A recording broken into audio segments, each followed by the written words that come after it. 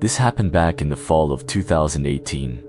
I was 20 years old, completely broke, and just desperate enough to take a graveyard shift as a security guard at a mostly defunct indoor mall in South Jersey.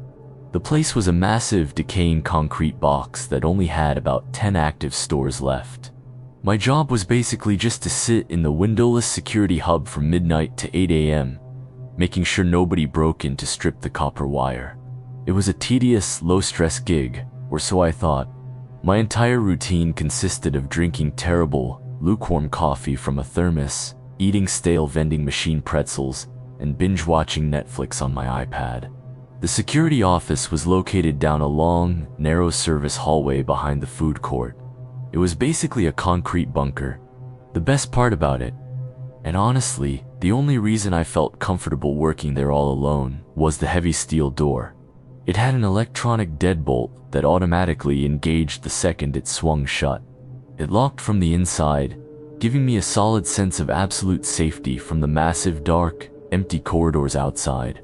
Once I was in that chair, nobody was getting in. Around 4 a.m. on a Tuesday, I was half asleep, just listening to the low, electric hum of the server racks, when something caught my eye on the wall of outdated CRT monitors.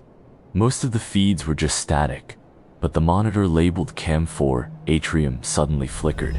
It shifted from a blur of gray snow to a grainy, top-down view of a person.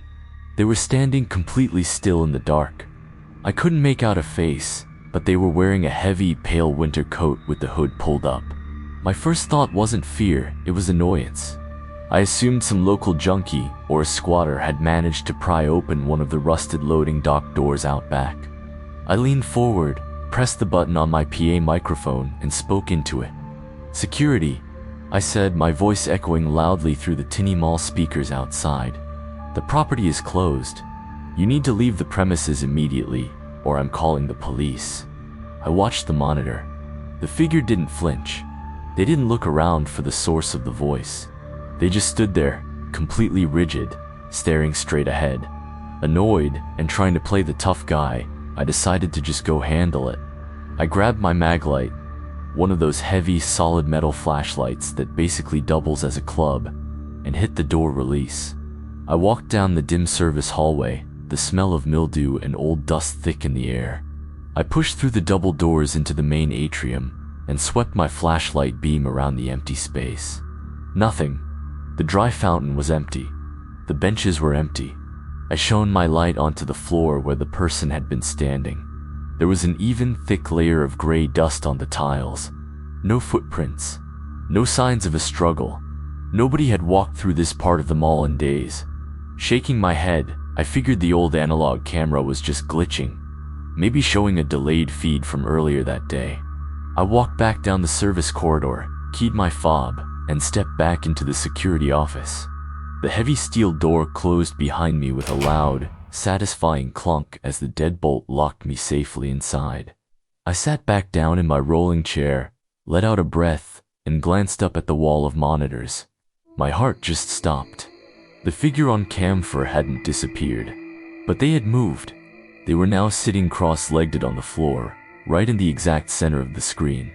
I stood up slowly, the cheap rolling chair squeaking beneath me. I stepped right up to the glowing glass of the monitor, squinting at the grainy black and white feed. Something about the image was deeply wrong, but my brain was struggling to process it. I looked at the floor the figure was sitting on. The atrium out there had these distinct, ugly black and white checkerboard tiles. I had just been standing on them, but the floor in the video, it was completely smooth and seamless. It was industrial gray linoleum. My stomach dropped into my shoes. A sickening, icy wave washed over me. I slowly lowered my eyes from the monitor and looked down at my own boots. They were resting on industrial gray linoleum. I snapped my eyes back up to the screen. In the bottom left corner of the frame, I could see the curved edge of a laminate desk. My desk.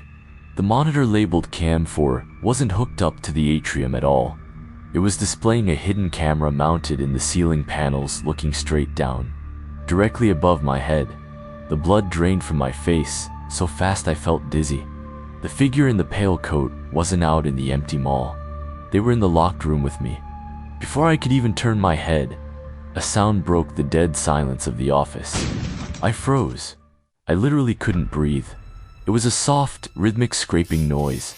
It was coming from the dark, narrow utility closet that housed the server racks. A closet located barely 3 feet behind my chair. The door to the closet was cracked open about an inch. I didn't grab my phone. I didn't reach for my flashlight. Pure, unadulterated animal panic took over. I lunged blindly for the electronic release bar on the steel door. As my hand slammed against the metal, I heard a sudden, violent movement behind me. Heavy boots slammed against the floorboards, closing the distance between the closet and my back in a split second. I yanked the heavy door open, threw myself out into the hallway, and sprinted blindly into the dark. I didn't look back. I just ran until my lungs burned. As I was tearing down the corridor, I heard the heavy steel door of the security office slammed shut behind me, and then the loud mechanical click of the deadbolt locking from the inside. I called 911 from a gas station across the street. The police arrived about 20 minutes later. Because the door was locked from the inside, they had to call the fire department to use a breaching ram to bust the steel frame open. When they finally got inside with their flashlights and weapons drawn, the room was completely empty. There was no one in the utility closet. There were no secondary exits.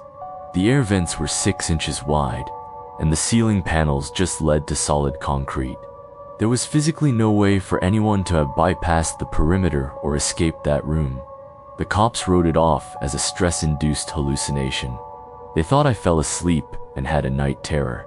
But I know what happened, and I know it was real, because of the one thing they found left behind in that room. When the cops let me back in to grab my backpack, I saw it, resting face up on my keyboard. The office printer was still warm. Someone had printed a screenshot from that hidden overhead camera, and the timestamp was from 1:15 a.m., hours before I ever noticed the monitor flickering. The grainy printed photo showed me sitting at the desk, completely relaxed, watching a show on my iPad, and standing directly behind my chair, leaning forward so that a thick, gloved hand was resting gently on the back of my seat, was the figure in the pale coat. That was the very last graveyard shift of my life. After walking out of that mall, I never worked another hour after sundown. The damage this left behind is permanent. Even now, no one can truly explain what was lurking in the dark that night. Ever since, whenever I sit down in a chair, my eyes involuntarily dart to the blind spots directly above my head, because I know that beneath the surface of this seemingly peaceful world, some malices might have already been standing right behind you, completely silent, hours before you ever even notice.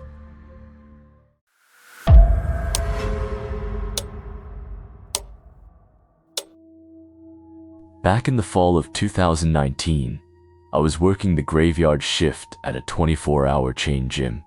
It was located in a pretty dead suburban strip mall that had lost most of its anchor stores years ago. By the time my shift started at 10 p.m., there were usually only a handful of guys finishing up their late-night lifts. And by 2 a.m., the place was completely empty. It was just me, the buzzing overhead fluorescent lights, and the low hum of the vending machines in the lobby. I actually liked the quiet. My job was just to wipe down the equipment, restock the paper towels, and keep an eye on the front desk monitor.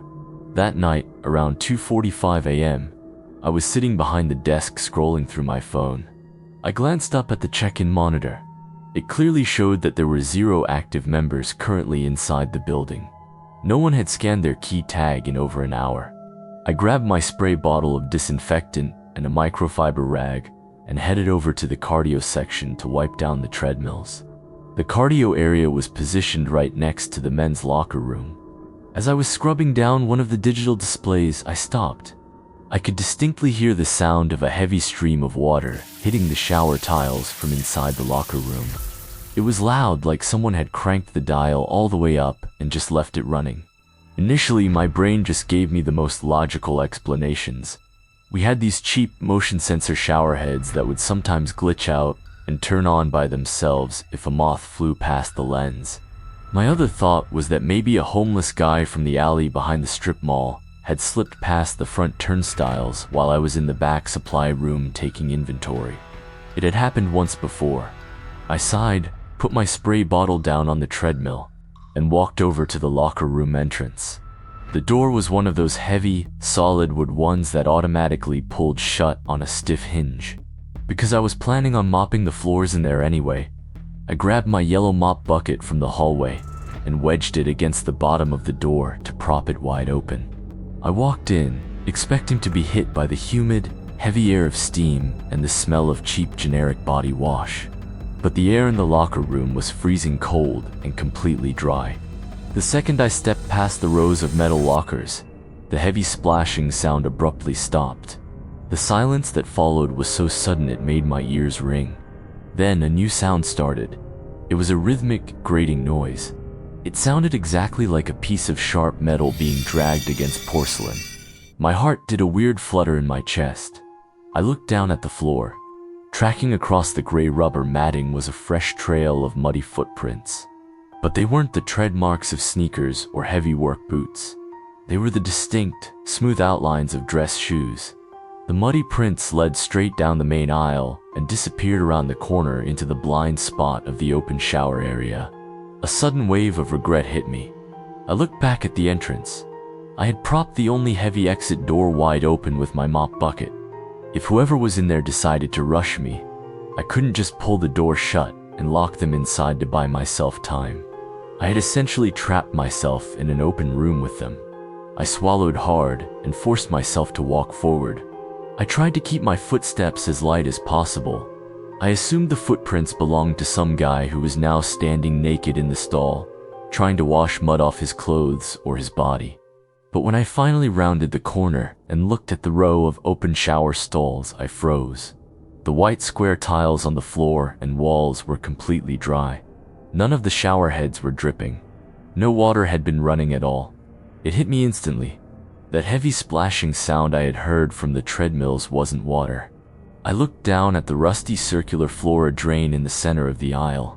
A massive amount of thick, dark red liquid was pooled around it, slowly swirling and dripping down into the pipes. The metallic, sickeningly sweet smell of copper suddenly hit the back of my throat. It was blood, so much of it that it had sounded like a running shower. My breath caught in my lungs. I was terrified to look up, but my eyes naturally drifted to the long vanity mirror mounted on the opposite wall. Through the reflection of the glass, I saw the very last shower stall, the one tucked furthest into the corner. Standing perfectly still inside the stall was a tall man. He wasn't naked. He was wearing a fully buttoned, high-end, dark business suit. It looked incredibly expensive, completely out of place in a cheap suburban gym at 3 in the morning. His clothes weren't muddy, but his hands were. He was clutching a bloody, old-fashioned straight razor. The thick blood was dripping off the blade and splashing silently onto the dry tiles at his feet. He wasn't looking at the razor. His head was tilted up, and he was staring dead into my eyes through the reflection in the mirror. His face was completely blank, devoid of any anger or panic. Slowly, without breaking eye contact, he raised his free hand and pressed a single finger to his lips in a silent shoe gesture. Every instinct in my body screamed at me to move, but I was paralyzed. Then, without making a single sound, the man lunged out of the stall. He didn't run toward me. He moved diagonally, cutting off my direct, straight path to the open exit door. He was blocking the main aisle. Adrenaline flooded my system. I spun around and sprinted blindly into the maze of the locker aisles. I was shoving past the metal benches, my sneakers squeaking violently against the rubber floor. I didn't look back. I just listened for the heavy thud of dress shoes chasing me, but there was nothing. Just the deafening sound of my own panicked breathing. I practically threw myself through the propped open door, kicking the mop bucket out of the way, and sprinted down the hall. I vaulted over the front desk, scrambled behind the reinforced security partition, and slammed the deadbolt shut. My hands were shaking so violently I dropped my cell phone twice before I could dial 911. I stayed crouched under the desk, staring at the hallway entrance until the police arrived 10 minutes later. When the officers searched the building, the locker room was empty. They found the heavy steel fire exit at the back of the gym had been pried open from the inside. The man was gone. The cops brought out an evidence bag holding the old straight razor. He had just left it sitting on the edge of the bathroom sink. They told me later that the blood on the blade and the massive amount of blood washed down the drain tested positive for human DNA. But it didn't belong to the man in the suit. They couldn't match the DNA to anyone in the system, and they never found a body. I quit that job the very next morning. I never went back to that strip mall. The police never figured out who the man in the suit was, where he came from, or whose blood he was pouring down that drain in the middle of the night. But what messes with my head the most is the way he looked at me. He didn't seem surprised I was there. It was almost like he was waiting for me to turn that corner.